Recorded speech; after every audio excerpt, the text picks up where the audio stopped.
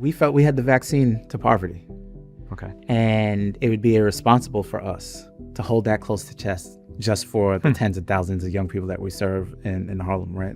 The mission of the organization is breaking cycles of intergenerational poverty.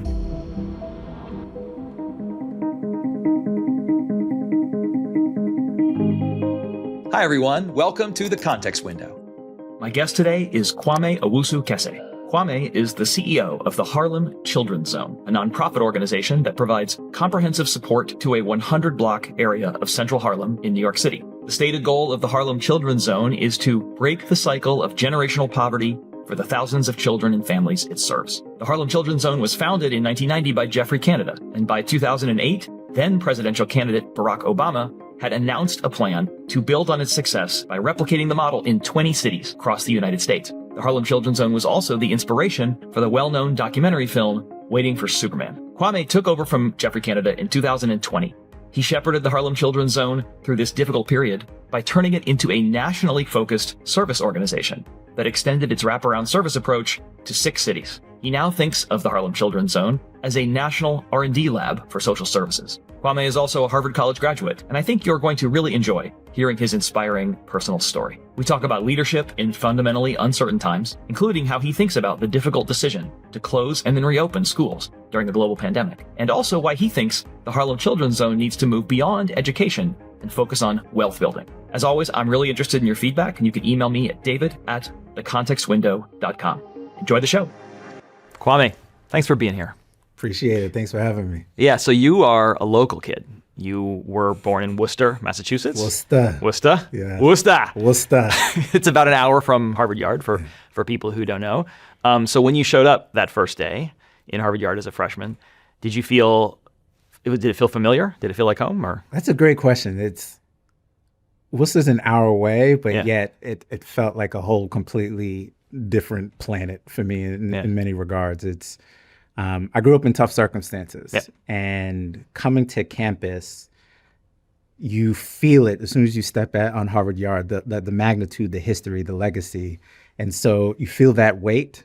And there was an insecurity of would I fit in here, because I didn't have what I thought was the stereotypical pathway and background. Tell me about that. Like, well, you said you grew up in tough circumstances. Sure. What was tough about it? Both of my parents immigrated from Ghana, late 70s, early 80s. They were never married. And quite honestly, a lot of the challenges that our young people face that I serve at the Harlem Children's Zone existed in my family in one way, shape, or form, whether it was extreme poverty, domestic violence, teenage pregnancy, lack of quality education. And what made the difference in my life actually was education. My mom played bingo at a local elementary school called Venerini Academy.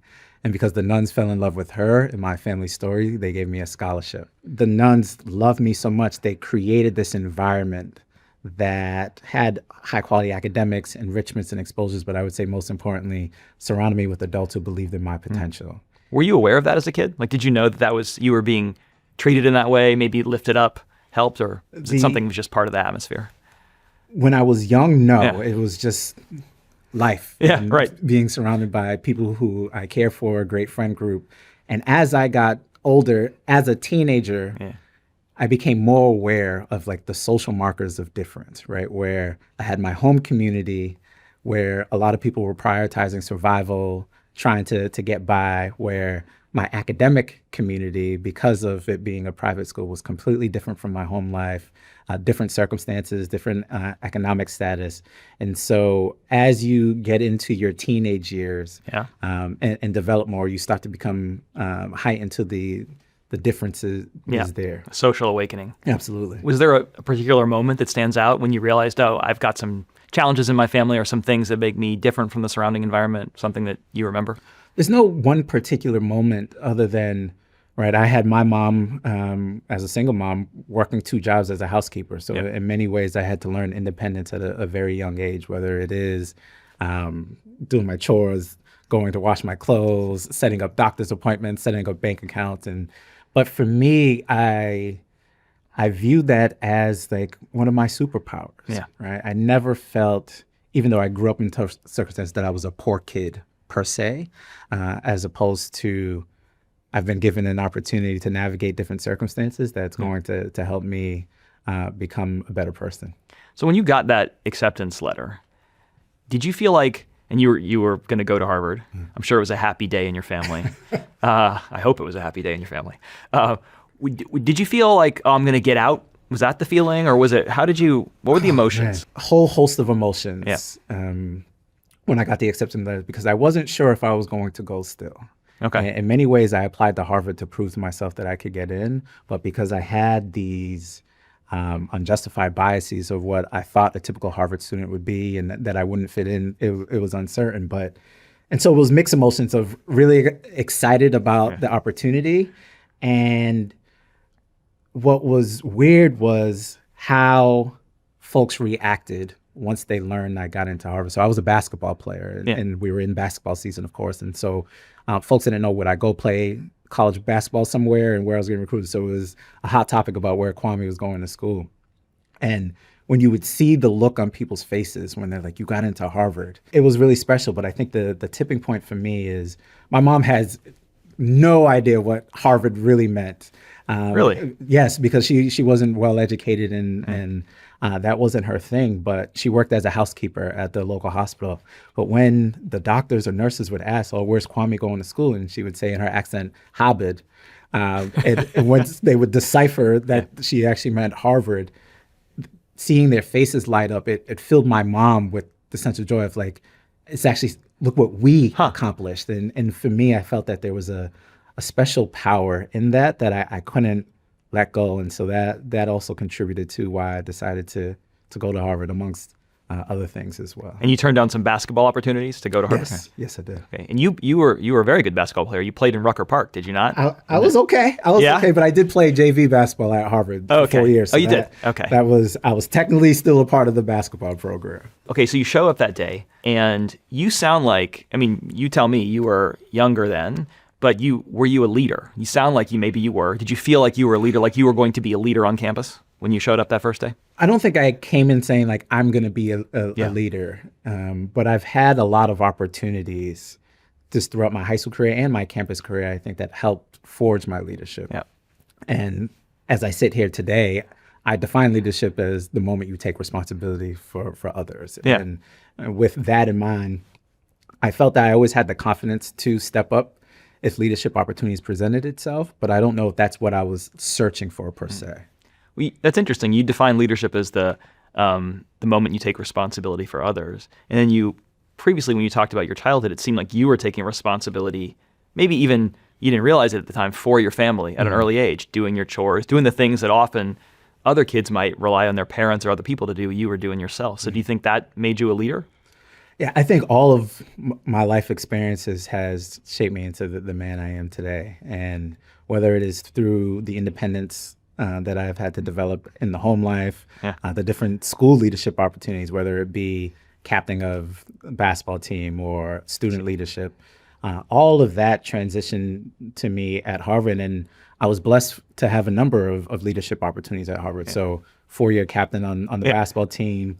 I led a program called the Cambridge Youth Enrichment Program, connected to PBHA, which was very, very special time for me. And ironically, laid the foundation of my CEO role now here at Harlem Children's Zone, and also organizations like the Black Men's Forum or serving as a class marshal. And so, and every opportunity to be able to connect with my classmates and learn and push myself further and develop, I took advantage of when I was on campus. Yeah, so you mentioned the Black Men's Forum. You were president of that. Yes. Did you see that as something as part of your path? Like, was it more that you know, because some leaders, they get pushed into it by circumstances, and some people have the aptitude or the desire to be leaders from an early age. And I guess I'm asking, you know, you're obviously a leader now. What do you think, either with the Black Men's Forum or other leadership opportunities you mentioned, what do you think got you to that? What was the mix of you wanting to do it versus just the circumstances? People said, oh, you know, Kwame, you seem like a leader. You should do this. And you're like, I guess I'll do it. Like, how did it work? It's the latter. I think I always raise my hand for opportunities to develop. I love challenges. I'm a self-proclaimed nerd. Yeah. And so this idea of being a lifelong learner is core to who I am. And so I continually want to be the best version of myself. And in order for me to do that, I put myself in challenging circumstances. And so with BMF and other leadership opportunities on campus, it was a great way, one, just to connect with new people, two, being able to contribute to places that have invested so much into me. I feel a deep sense of responsibility. And so the leadership opportunities was my way just to give back to a place that has given so much to me. Are you still in touch with the BMF? I'm in touch with a number of my classmates from BMF. That's great. That's great. You were class marshal too, and you gave an interview to Harvard Magazine when you graduated. They caught my eye. I'm going to probably not get the exact quote right, so correct me if I'm wrong. You said something like, regardless of the position we're in, by virtue of the fact that we went to Harvard, we're privileged now.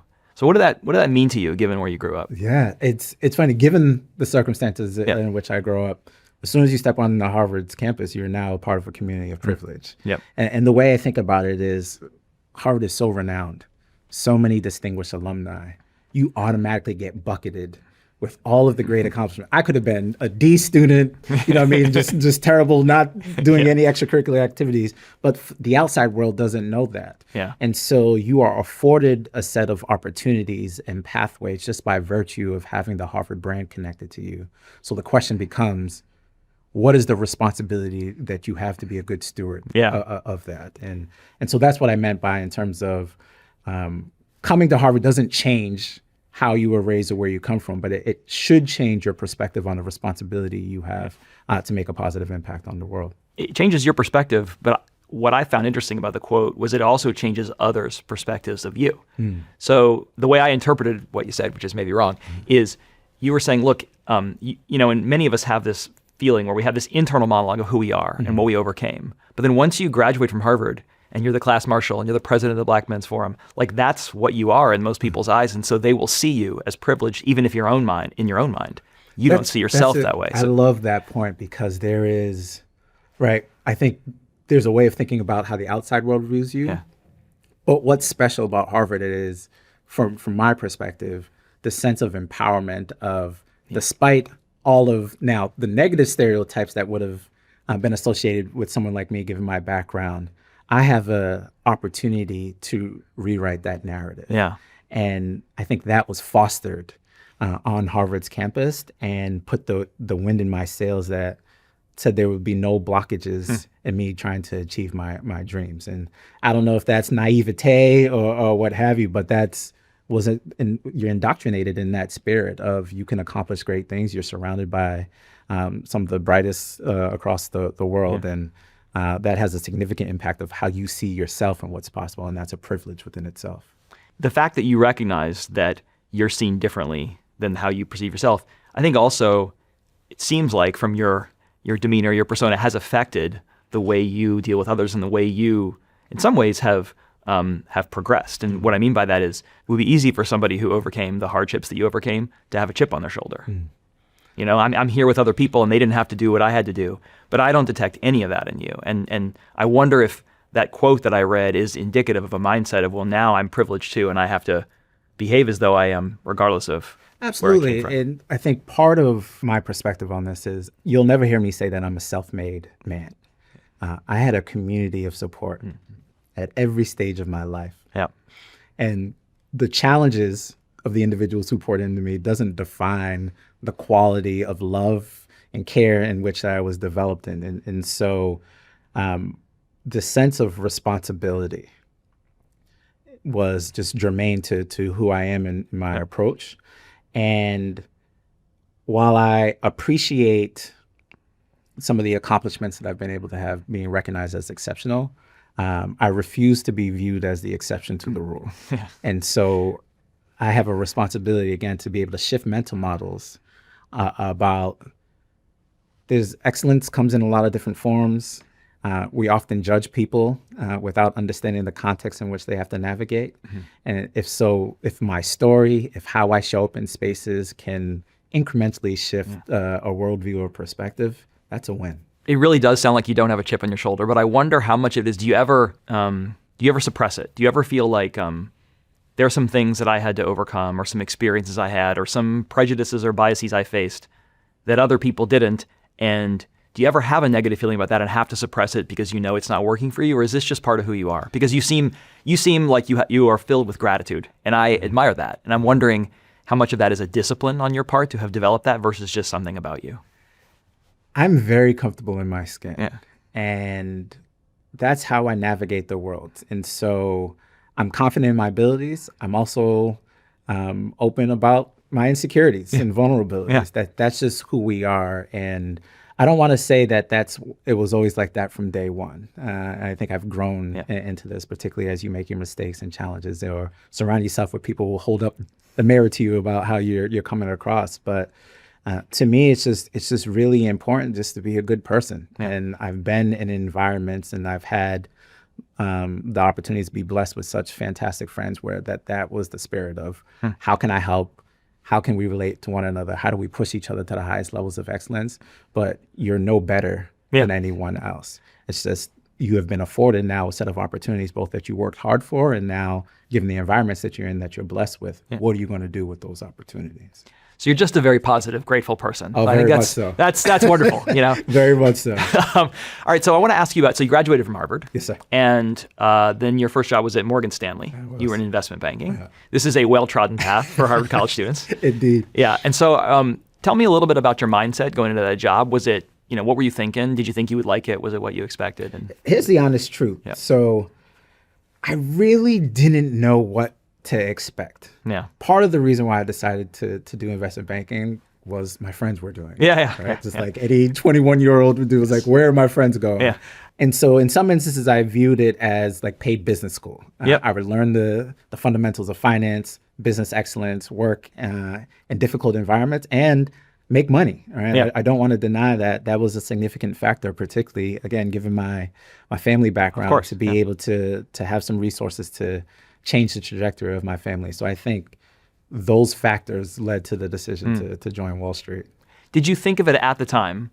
We know it wasn't a long-term career for you now, but at the time when you took that job, did you think about it as a long-term career, or were you thinking about it as a way station? No, I didn't think I was going to be a lifelong banker. Earlier, you mentioned the interview at the Harvard magazine when I was graduating, and in that, it also says ultimately Kwame wants to pursue a career at the intersection of business and public service. And so I had this notion that I could do good and do well. I didn't see those as diametric opposites. I just didn't know how it would manifest itself. And with having that uncertainty, I felt having a foundation rooted in an experience on Wall Street wouldn't remove any option off the table that I would try to pursue down the line. Imagine currently graduating, so 20 years later, 2026, we've got some students graduating, and I imagine a bunch of them would say things like they want to pursue a career at the intersection of business and government.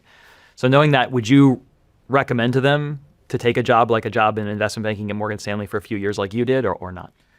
The honest answer is it depends. Yeah. Everybody has different pathways. What is my current frustration is particularly when folks are thinking about the impact space or nonprofit space, and I really hate that term. Why? Because it's a deficit framing. Right, you're already starting at a loss if you're describing something you do by what you are not. It's definition by negative.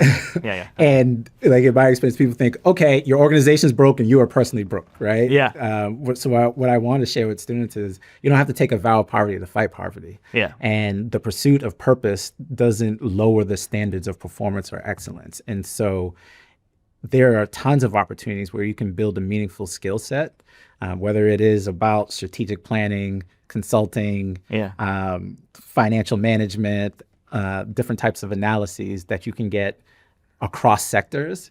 And the future of leadership requires you to be conversant in a trisectoral way. And so that's what I would share with young people is there are many different pathways one can take. You don't have to take a prescription of, I need to go to Wall Street, learn these skills, make a bunch of money, and then try to give back. There's different ways in which you can approach that. Makes sense. It depends on circumstances. And I also tell students, who am I to tell you what to do with your life? It's your life, but there's some things to think about.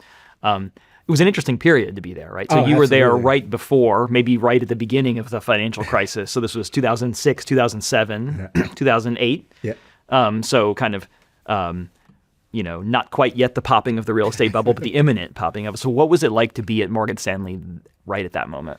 So a couple things. I think my early analyst years, I loved it. I was learning a lot. We were on live deals. And so I thought I was getting very meaningful experience. And then as the economy started to crash, and that actually coincided at a time that I received the fellowship to work at the Harlem Children's Zone, you start to get a perspective of like how everything is not promised. And that's for sure. At that time, how do you need to be prepared for uncertain times and how you navigate, and who pays the highest price with their lives and livelihoods when there's a downturn in significant ways. So it was an interesting awakening from like the high of like, yay, I'm in New York City, I'm making money, I'm partying, I learned how to DJ, all of the things to, oh boy, there's real pain that is happening. And you get to see how interconnected the world is. Right. And so I think that gave me a unique perspective being there at that time. Yeah, Morgan Stanley, like many other banks, turned out to be too big to fail. So interconnectedness. So you mentioned that you went straight from Morgan Stanley to the Harlem Children's Zone. Tell me about that fellowship, as you say, how that happened. Morgan Stanley has a special program called the Morgan Stanley Ambassador Program, where they choose one analyst from a global applicant pool. And typically it started after 9/11. Morgan Stanley would give a donation to a high-performing nonprofit through paying the salary of a high-performing analyst. Traditionally placed at the Morgan Stanley Children's Hospital in New York. So I was selected in my year, and I got to choose between the Morgan Stanley Children's Hospital and this organization called Harlem Children's Zone, which I've never heard about, but my president at the time served on the board at HCZ. And so I said, let me see what that can entail. So they set up what was supposed to be a 20-minute interview with some guy named Geoffrey Canada. And so show up to the interview, and I fell in love. It was a love affair, probably one-sided on my end, but I'm like, who is this guy? He's like Martin Luther King, like, can you be my dad? Like, I just want to work for you. And so fell in love, decided to do a year fellowship at Harlem Children's Zone, which obviously changed my life. It did. You say you fell in love and that you was probably one-sided. I don't think it was one-sided, because Geoffrey Canada has said publicly that early on in that fellowship you were doing, he had identified you as a potential successor. Were you 24? Yes. 25? I joined HCZ at age 24. Yeah, so you were 24. Were you aware at that time that he had identified you as a potential successor? Absolutely not. I don't know if it felt that way, right? But it felt like I gained a lifelong mentor and a father figure. Yeah. Someone who would tell me the truth, would call me out, but with care. And for me, he was one of the early examples of having like someone that was of an older generation that you can look up to. Yeah. And for me, it was my friend group. We were peer mentors to one another. And I think the life that Jeff had, the legacy that he was building, the impact that he was having all across the globe was just a special place to be. And I felt my story is the story of the young people of the Harlem Children's Zone. So to be a part of that magic was just a special place. But I had no idea that he had these thoughts for me. What do you think he saw in you? I don't know. I want to say he saw someone committed to mission, committed to community, authentically walking in my purpose. Yeah. Someone who had a unique skill set, again, at the intersection of business and public service that could help elevate the organization. And so you made that connection. It was love at first sight. It was. Yeah. It was. But you didn't go straight from there up to CEO eventually. You went to graduate school, back to Harvard. Thank you for coming back. I love it. Kennedy School and Business School, joint degree program. Yes, so tell me about, so you did this fellowship, but you were still employed at Morgan Stanley. Yes. So how did that decision happen? How did you decide to come back? So I always knew I wanted to go to business school. Yeah. And it was that year at Harlem Children's Zone that exposed to me the importance of trying to do a dual degree. And I wanted to explore from an academic perspective this intersection of public and private. At the time, you hear buzzwords like social entrepreneurship, impact investing. So I didn't know, was there a career for me at this nexus? Would I go back to the for-profit sector and do philanthropic things on the side? Or vice versa? But I very much caught the bug of HCZ. And so during grad school, during my third year, Jeff gave me a call and said, we want you to come back. Okay. I said, I had no idea that he wanted me to come back. And so I said, absolutely, sign me up. didn't know how much money I would make, didn't know what my job title would be. But for me, it didn't matter because it was about mission. And when I reflect back on my own personal journey, it was very much the luck of bingo that changed my life trajectory. And I wanted to be a part of something that removed luck from the equation entirely and made that the norm for tens and thousands of young people in Central Harlem and, quite frankly, millions of young people across the country. So what do you think? So he called you and said, I want you to come back. And you said, sure, sign me up. What do you think you would have done if he hadn't called you? I have not a clue. I probably either would have done some version of consulting or go back to investing. So you didn't think about calling him? Like you weren't saying I really want it. Like it was unexpected, or you didn't want to go into this space. I'm just wondering. So I was very much connected to Harlem Children's Zone. So I did a capstone project on Harlem Children's Zone. I see. Okay. I did a summer internship there while in grad school. So I thought I was Harlem Children's Zone for life as just part of an organization I cared about. It wasn't top of mind of, well, this is the place that you'll spend the rest of your career. I see. So I was still exploring options, but as I was entering the third year, it was just a well-timed call from Jeff where I didn't have to go through the midst of the recruiting season. And you became special assistant to the CEO. Yeah, right? so special assistant to CEO and the managing director of our programs. I see. And it's interesting because if you look at your resume, it makes it seem like that was all preordained. You did a fellowship. Absolutely and then you applied to grad school and you came back and you rose up the organization. But you're saying you didn't actually know when you went to grad school that you were going to come back. No, I think the way I try to navigate decisions is, particularly early in my career, is this going to remove an option for me? And so most of the decisions I make, I think, create an opportunity set that I can take the skills from those opportunities and bring it to whatever the next thing is for me. Yeah, so it's interesting you say that, Kwame, because I hear this mindset a lot from students, which is I want to keep options open and keep opportunities, keep multiple irons in the fire. But actually taking the job at Harlem Children's Zone closed a lot of doors for you, right? Because you weren't going to go back into consulting, you weren't going to go back into investment banking, and so there were these things that maybe people in your shoes or maybe some of your classmates were going to do and paths they would take that you said, no, I'm actually going to go back to this organization. I'm going to work at this nonprofit. So did you feel like you were closing off options at that time?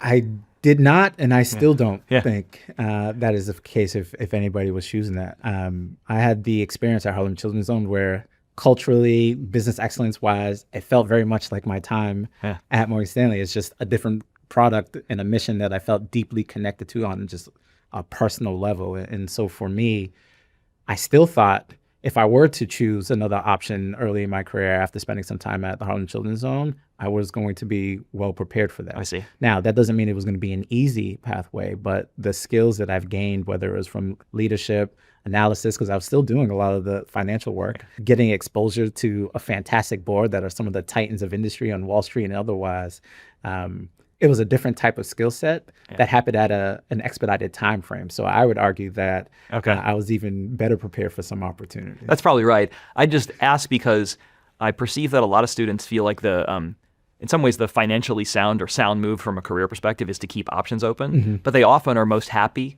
when they just make a commitment to one particular path they want to take. And that sort of seemed like your case. Like you're like, I actually really want to do Harlem Children's Zone. I wrote my thesis about it. I did all these things.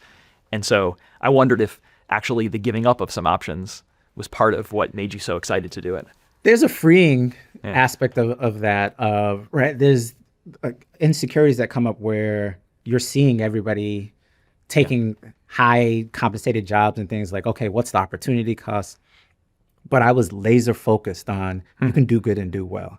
And so and again, this might be naivete, rid myself of the notion that, yes, there's opportunity cost, but this is not severely impeding my ability to live a flourishing life and thriving life. And so in retrospect, you were clearly right about that.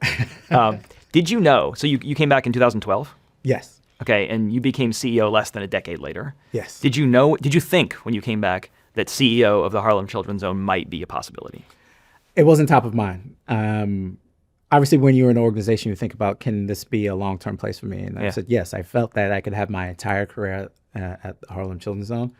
But no part of me thought that would happen within 6 or 8 years of showing up there. So that was not Even though my Jeff motivation. thought it. He thought it long before that. He didn't tell me. Okay, all right. And so the impetus was I was connected to mission. Yeah. I thought I had a skill set that could help elevate our bar of excellence, and I would learn a ton and be happy doing so. Yeah. So you were the chief operating officer after you were special assistant, and then you were and then 2 years later, I guess, you 2 became years, the chief yeah. operating officer, and you COO. held that position for 5 years. Yeah, 5 6 years. 5-6 years. So what is a chief operating officer of the Harlem Children's Zone, and how does it differ from the CEO role? Okay.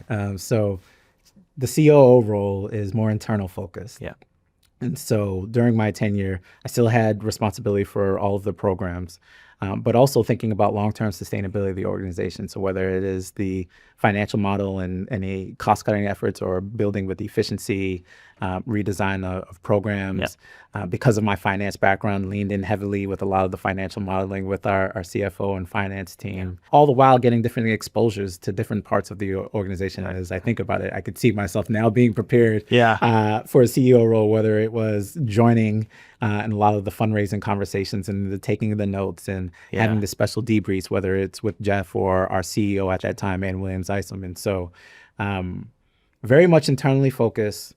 How do we ensure that we're executing at the highest levels of excellence? And how do we ensure that the Harlem Children's Zone is here 20 years from now, 60 years from now, 100 years from now? And how that differentiates from the CEO role.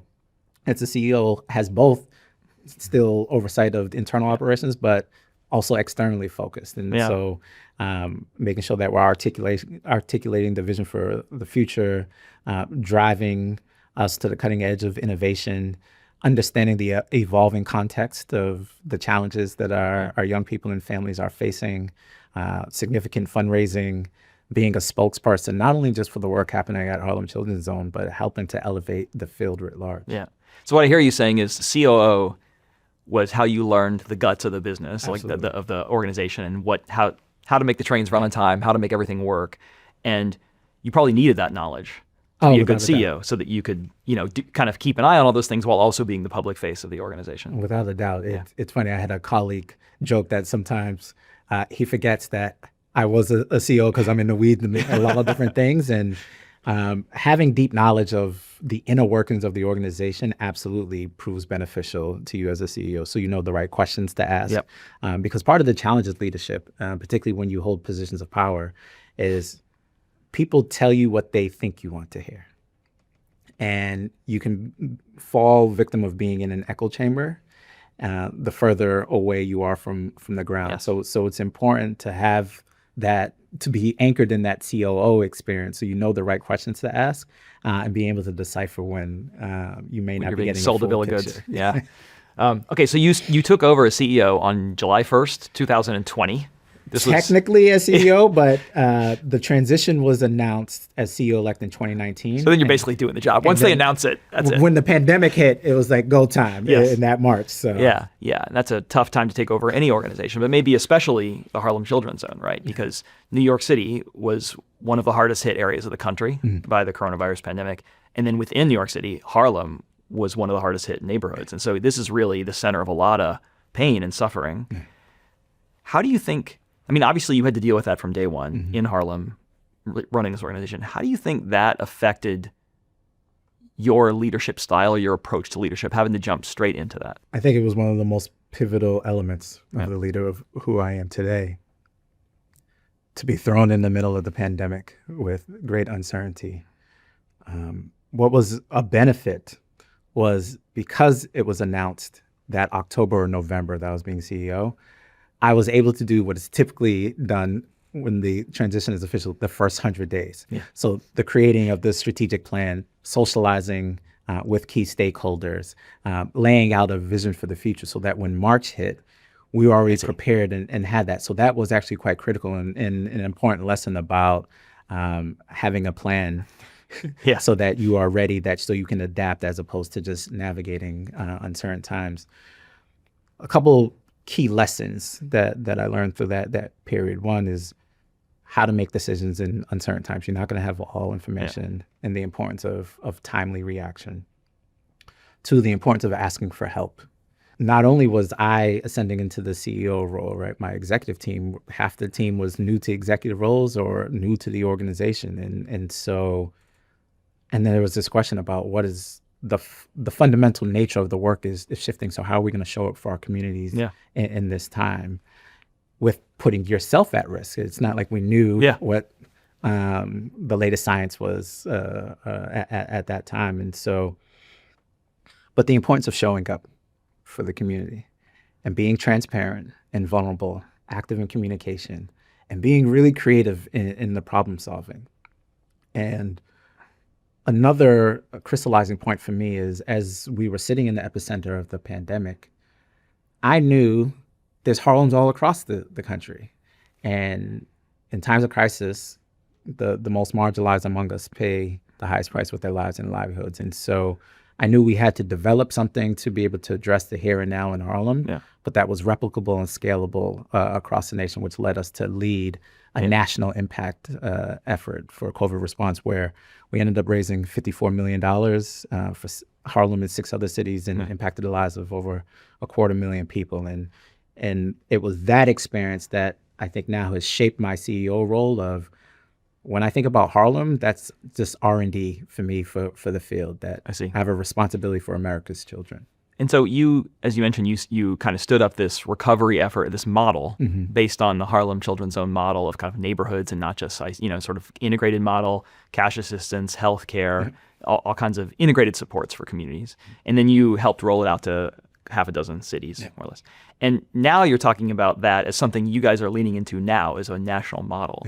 So do you think you would have done that anyway, or do you think the pandemic kind of forced you into what ended up being your strategy now? So part of the plan was to go national. The pandemic expedited the timeline in which that would happen. Never let a crisis go to waste? Was that the spirit of it? Or I guess you could say that, but it's what was called for at that moment in time. And because we had then built the infrastructure, I recruited Geoffrey Canada out of retirement. We stood up what we called the William Julius Wilson Institute as part of our broader national impact effort and national impact team at HCZ. And so today, we've probably in the last 5 years worked with 55 different communities across the country, interested in replicating the model that we pioneered. We've worked with governors, mayors, superintendents, and in many ways helping to shift the mental model of Harlem Children's Zone being a locally focused organization as opposed to a national impact organization that can help millions of young people achieve economic mobility. It's inspiring to see a model that works in Harlem spread nationwide. But I want to ask you about that, because it's not, I don't think it's obvious that was the right strategic move in the pandemic. You could say, look, Harlem was one of the worst hit neighborhoods in the country. We need to focus close to home and help people there. And you did that, but then you also scaled it up. So I guess I'm asking, like, what was it about the pandemic that made you feel like you had to go nationwide? It's this deep sense of responsibility. Just because the problems were getting so much worse, you felt you had something that worked and you wanted to do it elsewhere? We felt we had the vaccine to poverty. And it would be irresponsible for us to hold that close to chest just for the tens of thousands of young people that we serve in Harlem, right? The mission of the organization is breaking cycles of intergenerational poverty. And so, yes, there is the question and the analysis that you have to go through of the trade-offs, given all of the context of uncertainty, new team, learning loss, all of the stakes that I couldn't take my eyes off of the prize in Harlem. But I have a fantastic team. I'm not a one-man show. And Jeff would say this: the Harlem Children's Zone was built for moments like that. We exist to be able to show up for our respective communities. And so it's part of the demand. It's part of the ethos. It's our responsibility. It's our mandate. And you guys helped a lot of people under terrible circumstances and did a lot of good. I wonder if there's anything about it that you would do differently in hindsight. I guess I'm thinking in particular of, none of us maybe realized at the time, but it's obvious now, the impacts of remote learning on learning loss. And so is there anything you would, again, not questioning what you did then, it was an uncertain time, but if you could go back, is there anything you do differently in terms of pandemic relief? That's a great question. For the country, I wish we were better prepared to enable homes from a technological perspective to mitigate against a lot of the learning loss. I also wish we had better training on what that would look like Yeah. Because even if you were able to hand out a laptop or what have you, if there's multiple kids in the household, Yeah. and it's not like you're living in a mansion or things of Yeah. that nature, the conditions and the environments to teach and learn was very difficult. And I felt as I'm looking across the country, there was a lot of time spent scrambling. Yes. How do you get access to high-speed broadband internet, learning devices? Yeah. What are the spaces and conditions that would lead to success? The different modalities of math, for example, Yeah. right? You might be teaching in person with manipulatives. How are you converting Yes. that online? And so I think there's improvements that could have happened on like the science of remote education and learning that could have happened sooner. But of course, hindsight is 2020. So that's the one thing I wish the nation was better prepared for. So you don't wish that we could have brought kids back earlier to be in school in person, given what we know now about the age profile of the coronavirus illness? For me, there's no replacing the high quality teacher live, right? And so I wish students could have been back in school as soon as possible. Yeah.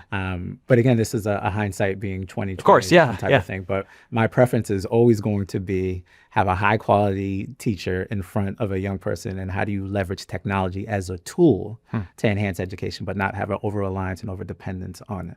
It's stuff like when you think about not only just like the learning of subjects, but the socialization and the difficulties of if you were supposed to enter at kindergarten and now you come back at second or third grade, all those missed years. And a lot of people made as best decisions that they could given the information. We had the benefit of actually doing a lot of our live testing on site. Yeah. And so we were able to see the trends of when things were spiking or not, that allowed us to get back into the building quicker than most and be able to leverage the resources that we had. Tell me about Wealth Builds. Wealth Builds. Because we lack ambition as an organization, we're also trying to eliminate the wealth gap in this country. And Wealth Builds was born out of the pandemic. It was after this COVID response. The question I got time and time again is, what is our pathway to equitable recovery? Yeah. And for me, the answer to that was social and economic mobility, but I didn't want that just to be a buzzword. So what did that mean in practice? And so we nerded out and we said, we want to take the model that was successful for us during the COVID pandemic, and how do we apply that to economic mobility? Yeah. And so that was the genesis of Wealth Builds in 2021. And it was originally designed with a theory of action of services plus capital equals impact. Okay. Services from a comprehensive perspective, from cradle to career. Capital, 3 forms of capital. There's human capital, right? The skills that we impart on young people. Yeah. Social capital, the community in which we surround them with. And of course, financial capital. And the idea is adding all of that together would create the escape velocity from the gravitational pull of intergenerational poverty. And so we want to raise hundreds of millions of dollars for not only New York, but 10 additional cities across America. We designed it off of a number of research-backed pillars, whether it is from college savings accounts to we launched an innovative model called the Youth Opportunity Fund, where we taken $10,000 allocations and investing on behalf of our young people, financial education, scholarships, and the like. And then over the last couple years, we've raised $125 million towards that and have been able to launch not only in New York, but also in Oakland, Minneapolis, and Atlanta. And it has now evolved into what we're calling universal economic mobility, where there's 3 parts to that.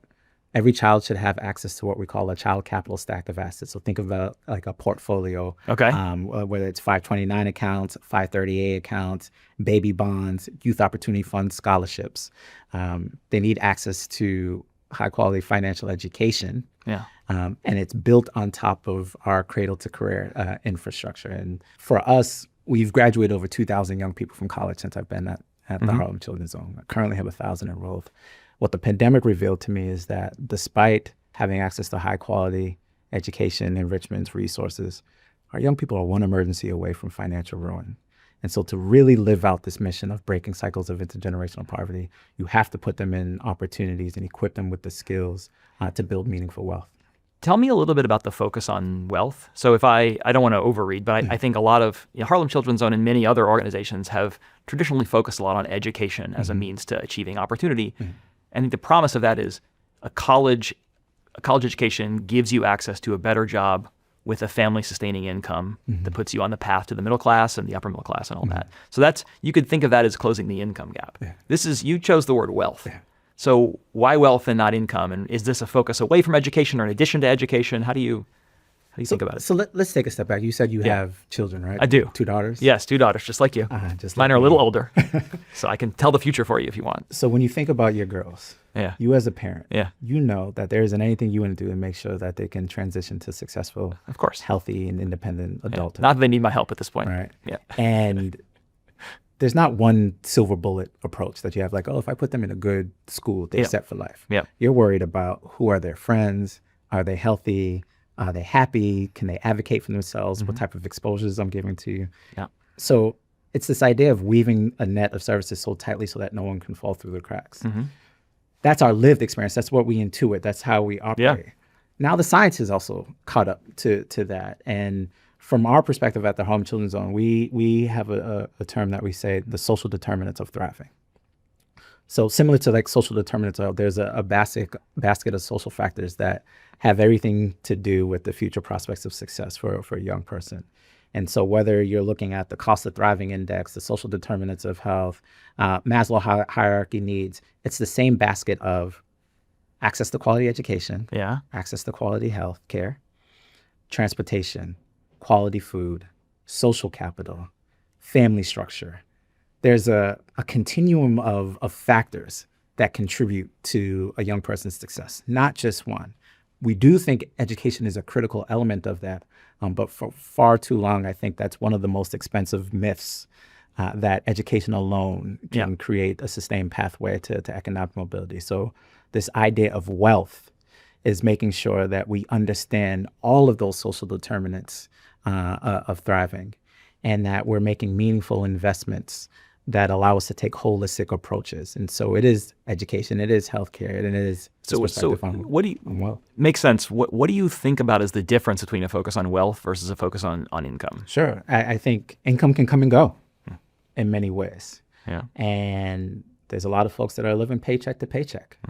Wealth can come and go. Remember the financial crisis. Wealth can, but wealth is probably a little stickier than it is as income. And I think that's why the financial education aspect of that. So it's not just give assets, right? It's the intersection of all these factors. When you talk about what good is having financial education if you don't have the assets to apply said financial education to? Yeah. What good is having the assets if you don't have the financial education? You're just going to squander them. Yeah. And you're layering it on top of the success that we've had for a generation. And so for us, it is that intersectionality that gives you a fighting chance to be able to have sustained thriving in one's life. So what I'm hearing you say, Kwame, is that you're thinking about wealth as like an addition to what is already what you're already working on, not as a whole new approach. It's sort of like we don't just want to focus on a couple of things. We want to add that wealth is a sense of stability, like a sense of stability and some focus on decision making in a way that is sustainable for people. Yeah, absolutely. I think wealth for us is the proxy for economic mobility, which ultimately leads to the end goal of thriving.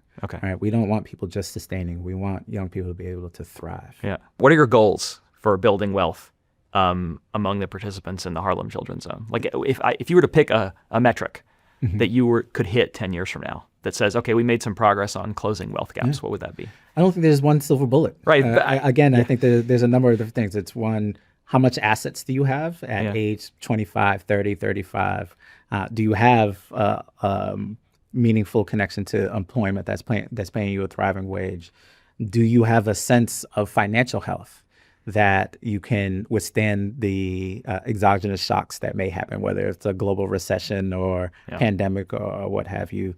Do you have a sense of stability? All of those factors lead to factors of success. There's now one metric. And again, it's what would you expect for your family or your daughters? Or how do you think about it? It's more holistic as opposed to I hit this dollar amount and I'm set. Well, I ask because I think you're right in principle. Like you don't just want to focus on one thing, but I ask because the thing about wealth is that it's highly related to age and how long your assets have matured. And so I wondered, part of closing wealth gaps, either the black-white wealth gap or income gaps or whatever it is that if you look at two people with different levels of wealth, the person with the higher initial level of wealth tends to grow faster because wealth accumulates. And so I guess I was interested in how that's a tough thing to fix. So how do you think about fixing that? Yeah, so it seems like closing the wealth gap is a harder thing to do actually than closing the income gap, if that makes sense. And so in some instances, that's where the financial education comes in and understanding compound interest. Yeah. And we know some of the major causes of the wealth gap: intergenerational transfers of wealth, debt burden, home equity, long-term retirement savings. And so, yes, there's differences that grow over time. That's why if you start early with having an asset base, to making the right decisions that's not preventing you to continue to save or invest more. 3, creating an ecosystem where that now becomes the culture and norm of having good money management habits, now combined with the assets, combined with being surrounded by a social capital that is encouraging good behaviors, all lead to addressing it early when the gap is narrower as opposed to waiting to retirement age. And so that's the essence of the Harlem Children's Home model. It's the whole point of early intervention as opposed to being reactionary down the line. Yeah. You know, what I hear you saying is you're more focused, and I think this makes sense, on building wealth rather than closing some gap. Yeah, we think the building wealth will lead to the closing of the gap. Gotcha. Okay, so the Harlem Children's Zone has a annual revenue of like over $100 million, right? And 1,800 employees, roughly? About 1,500. It's a big operation. You are 41 years old, 42 next week? Yes. Yeah, you're a young guy. I'm glad you said it, according to my daughters. Yeah, right. Everybody over 25 is old to them. So CEO of a large organization at a young age, I imagine there's a lot of college graduates, maybe Harvard college graduates, who want to be in your shoes one day. What advice would you give them about what they can do now to set themselves up, either in terms of their career path or in terms of their skill set and their mindset, to be a CEO at age 41? Oh, wow. There's a lot of different things that come to mind on that. I think first and foremost, your everyday habits build up to the decisions you make later on. And so how you show up in spaces is really important. And so while obviously school and classes are important, that's going to help you with the thinking and some content level expertise.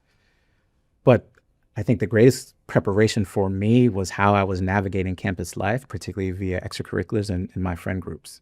And so the deep sense of responsibility, the decision-making you have to do, the challenges and adversities that you face and how you overcome that, all of that is actually preparation for the role that I'm in now. Getting a deep sense of who you are and asking the tough questions and surrounding yourself with who I call mirror bearers, people who will hold up the mirror to you and call you out on your BS and let you know how you're showing up in the world and where your blind spots are. I say asking for help is a sign of intelligence, not weakness. I think there's this pressure when we get on the campus that you're surrounded by such excellence, and so that you have to prove how smart you are and you can do it all yourself. Like, that's just not how the world works. And as we had discussed, you are now immersed in a community of privilege.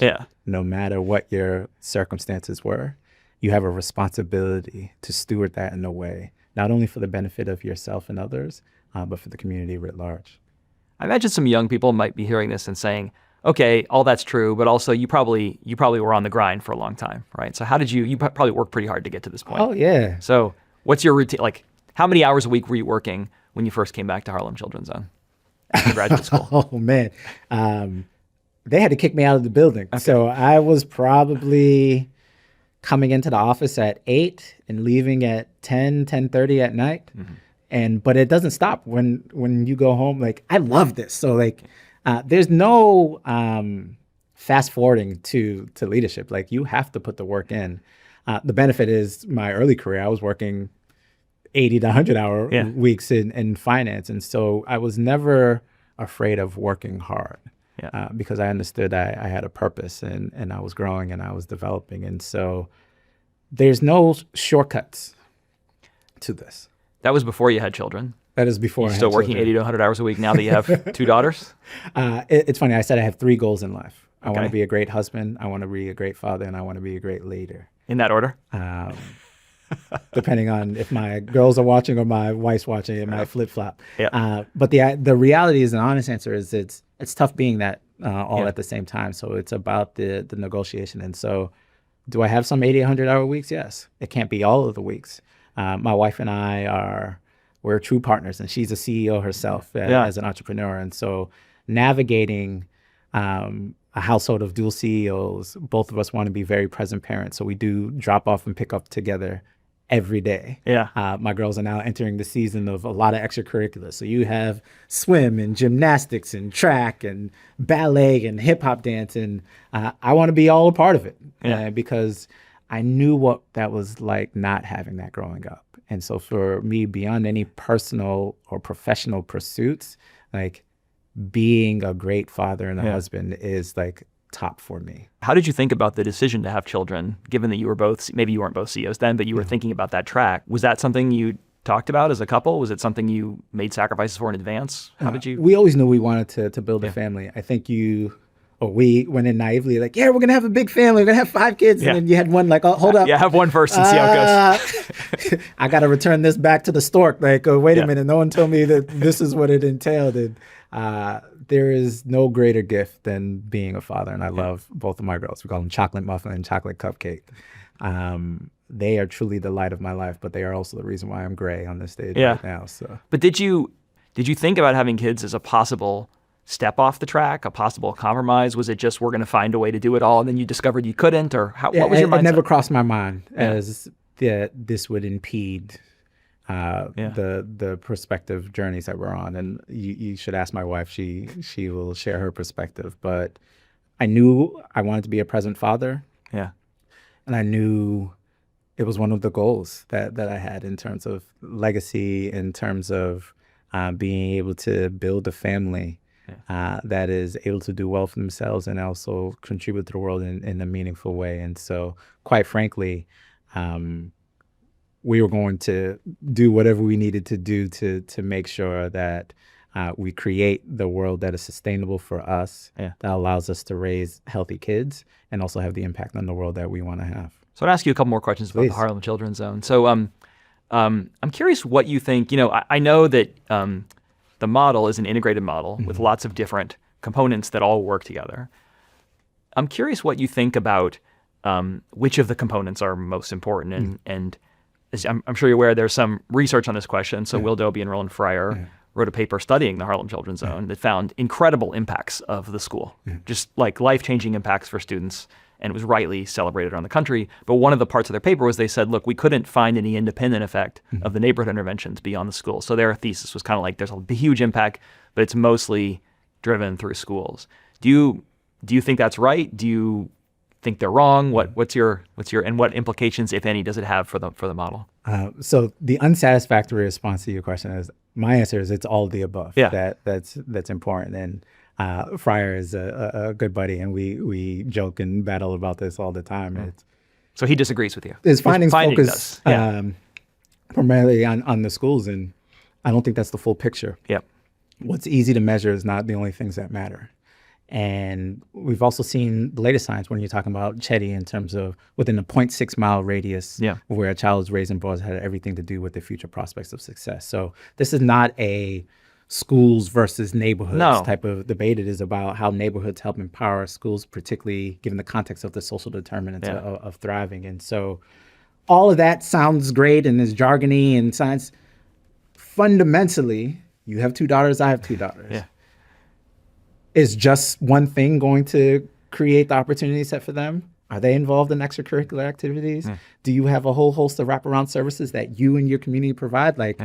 That is the human existence. It is. That is the tried and true model. That is what works. It's the comprehensive, holistic approach. I agree with that. And I do provide comprehensive wraparound services to my children. But I think part of where the question could bite is if you are facing trade-offs, either at the Harlem Children's Zone or another school or neighborhood across the country, the question is, one way of framing it is, would you rather send your child to a great school in a tough neighborhood or a tough school in a great neighborhood? And the way I interpret the research is, and the way I would choose myself is, I'd rather send my kid to a great school in a tough neighborhood than the reverse. So I wonder if you agree with that, or? Yeah, I disagree with the context and the premise of the question. we often have these types of hypotheticals, debates, particularly when talking about young people from underserved communities.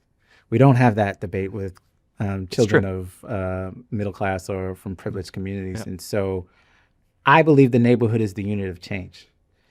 I want to do the work to make sure that we are building healthy, strong neighborhoods so that the rising tide lifts all boats. Yeah. That's what I've dedicated my life to. That is the essence of the Harlem Children's Zone.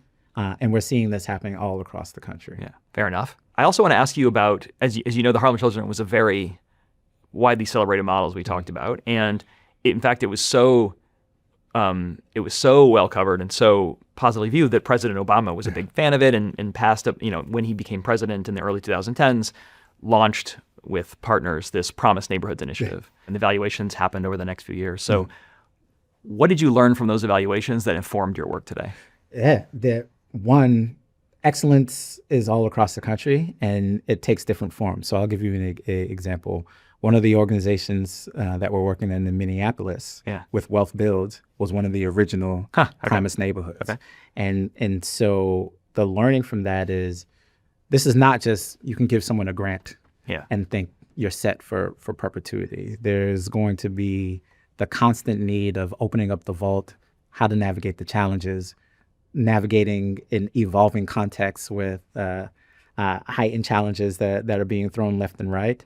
And so this need for technical assistance, continued field building in a centralized way was one of the learnings. And I think that's helped inform the design of our national impact team, in addition to continuing to tell the stories of what's possible so that it's not just Harlem Children's Zone being held on a pedestal, as opposed to there's great things happening in Berea, Kentucky, or San Francisco to Oakland to Dayton, Ohio, Dallas, Texas, and everything in between. And so those were the key takeaways of if you can mobilize catalytic dollars to make significant investments and then also support it with centralized hub around technical assistance, that you're able to supercharge the development efforts so you don't have to make the same mistakes that the Harlem Children's Zone made over the last 25 years. Yeah.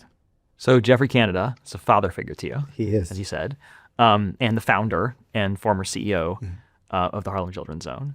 Still active. You brought him out of retirement. Very much so. I spoke to him this morning. Yeah, all right, good. So how do you feel that you're building on the legacy that Jeff created at Harlem Children's Zone? What do you want your legacy to be? How do you see it? And again, it's not about how you're different or not trying to create controversy. I'm just curious how you see your tenure at Harlem Children's Zone is building on his successes and then moving in certain ways in response to events. Yeah, it's funny. I don't think I put the pressure on myself in terms of what do I want my legacy to be, or I don't want to disappoint Jeff or things like that. I do not want to disappoint Jeff. Right. But it is, I want to do good work. Yeah. And we have a unique opportunity to be able to change the trajectory of millions of young people across this country. And I feel the responsibility now that it is with me, the ball's in my court, to continue to be a good steward of limited resources, continue to push the envelope of innovation, leveraging my business foundation to, again, raise the bar of excellence and codify our best practices so that the next CEO can take the baton and run even further. And my hope is when it's said and done, and I plan to be at the Harlem Children's Zone a long time, as long as they will have me and as long as I'm not impeding the progress of the organization, that I contributed in significant ways that not only raised the level of rigor and discipline and excellence that we produce, but helped move a field nationally where everybody sees this as the solution to a lot of the challenges that we face in our communities. So I see two directions that the Harlem Children's Zone has taken in your tenure. One is Wealth Builds initiative, the focus on wealth, and the other one is increasing focus on the national model. So like spread. Do you think, would it be fair to say that's the direction that you are trying to push the Harlem Children's Zone in coming years? Yeah, absolutely. I think core to our model are there's key elements, right? There's our college career and life readiness track. There's wealth building. There's health and wellness, right? Because what good is this investment in high quality education, wealth building, if there's a health ticking time bomb facing our young people? Community building is this understanding of children don't operate in vacuums. They're within a community context. We serve just as many as adults as we do young people. And then the national impact work. This is not just about Harlem. This is about the country. So Kwame, you spent a total of 7 years at Harvard. I You did. have 3 degrees from Harvard. I hope They you keep love me Harvard. warm at night. They keep me warm at night. Where do you think you would be if you hadn't gone to Harvard? Do you think you'd be doing something similar or different? That's a great question. I don't know. Harvard has been so intimately tied into the story of who I am. Yeah. I haven't even thought about like what You can't imagine life without us? I honestly, this is not hyperbole. I cannot. Like, I am one of Harvard's biggest cheerleaders. It changed my life in so many different ways, and it's not just the access and the privileges. I became a man on Harvard's campus, and the most critical stages of development were all forged at Harvard. And I'll tell you this. I don't have access to the childhood home that I was raised in. And so in many ways, Harvard is my home. So when I'm landing on the plane and riding along the Charles and about to take the exit by the footbridge, and there's just this sense of just deep pride and like exhale of like, this is my special place. And so I cannot imagine what my life would be without Harvard, because it's so intimately woven in the story of who I am. It's funny because the first question I asked you was whether Harvard felt familiar to you coming from Worcester. Worcester. And I think you said no because it was so different. But now I hear you saying, yes, it is home. It is familiar. And I'm glad to hear you say that because, as you know, Harvard's taken a beating of sorts in the news these days. So I wonder how you hear that in your community. Do you defend Harvard? Do you acknowledge some of the criticisms that Harvard has faced? And how has your relationship with the university changed in the past few years? My relationship hasn't changed. Yeah. I can't undo what I just said, right? It's been my lived experience of it has made me who I am today. And my hope is that my journey, my story, the work that I'm doing contributes a little bit to the story about what Harvard can produce. No one is without critique. No one. And that's just the reality of the world that we navigate. But it still doesn't diminish the special place that it is to not only myself, but to countless others, and the contributions it has made to American society. Do you think Harvard is a force for good in this country? And if you do, and it sounds like you do, how can we be better?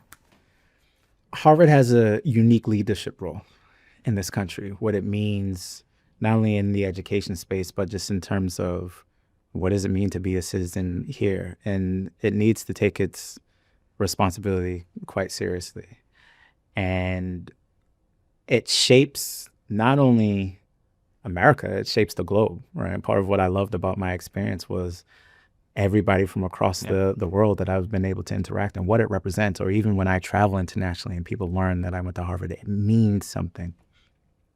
And so there's a unique opportunity to reflect on ourselves, on what is the responsibility that we have of continuing to shape the leaders of the future in a holistic way, in a way in which that allows ourselves to be our best selves, right? Where this is not just about accomplishing things. It's taking a perspective like the stakes are human.